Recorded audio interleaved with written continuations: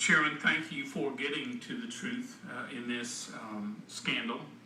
Let's look at one of the Tea Party groups in my community. The founder, a small businesswoman, originally filed for tax-exempt status in July of 2010. Fully 20 months later, in February 2012, she received a letter from the IRS with numerous follow-up questions, a lot of them intrusive, but she answered every one of them and returned it well within the 2-week time limit. Now, almost 3 years to the day that she first filed, her application is still pending. But let's look at what happened to her in the 3 years since she applied. Beginning in December 2010, she was visited by the FBI Domestic Terrorism Unit. Her personal returns and her business returns were both audited by the IRS. She received 4 FBI inquiries.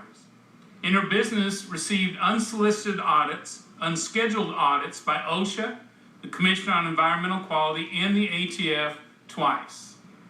Now, this is a citizen and a small businesswoman who had never been audited by the IRS or any of these agencies until she applied to you for tax-exempt status for her Tea Party. You know, the broader question here,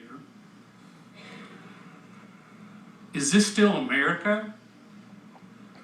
Is this government so drunk on power that it would turn its full force, its full might, to harass and intimidate and threaten an average American who only wants her voice and their voices heard? Mr. Miller, who in the IRS is responsible for targeting conservative organizations? So let me first say I cannot speak to a given case, and that we've talked about 6103, but that's...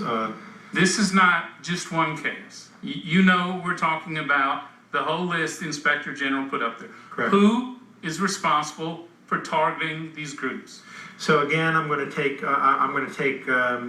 exception to the concept of targeting because it's a loaded term. The listing was done. This was not a listing. You created a be on the lookout list. Yeah. That's not a centralized government mandated or directed listing. You had a be on the lookout list that you acknowledge. You have the cases the Inspector General already verified. So the question remains, who is responsible for targeting these conservative organizations? So again, and I think if you look at the TIGTA report, it answers your question.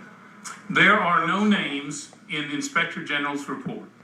So I'm asking you, not only as the acting commissioner, but as the deputy commissioner over this organization, who is responsible for targeting these individuals? So I don't have names for you, Mr. Brady, and I'm willing to try to find that out. I think TIGTA is looking at that right now. I don't think targeting, again, is wrong. You're telling us you have no knowledge of who initiated or who approved this targeting of conservative organizations. Bullshit. I will stand by what the TIGTA report has put out there as the facts. Can you assure this committee that none of the information provided to the IRS by these groups was shared or given to any other federal agency? That would be a violation of law, and I do not believe that happens. You can assure us there was absolutely no sharing of this information with other government agencies. TIGTA and others will look at that, but I would be shocked, Congressman, if that happened. Shocked. If your earlier answers are any indication, we will all read about it in the media. We ought to be getting the truth from you. Mr. Chairman, I yield back. Oh, shit. Thank you. Mr. Rangel's